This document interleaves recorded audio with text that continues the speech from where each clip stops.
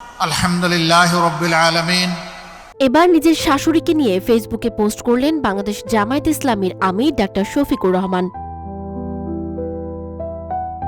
Doctor Shafiqur Rahman নিজের verified Facebook অ্যাকাউন্টে লিখেছেন, আমার শ্রদ্ধেয়া শাশুড়ি গুরুতর অসুস্থ অবস্থায় নিবিড় পরিচর্যা কেন্দ্র বা আইসিইউতে চিকিৎসাধীন আছেন। জীবনের এই সন্ধিক্ষণে সকলের কাছে একান্ত দোয়া কামনা করেন তিনি। আল্লাহর শুকরিয়া আদায় করে তিনি বলেন, সুস্থতা, অসুস্থতা ও হায়াত মউতের মহান মালিক আল্লাহ তাআলা যেন তার এই বান্দির প্রতি একান্ত রহমত বর্ষণ করেন।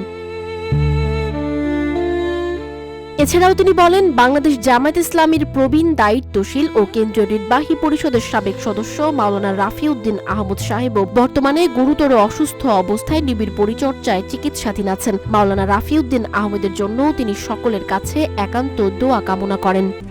RICL TMX, যুগের পর যুগ স্থাপনা থাকে মজবুত।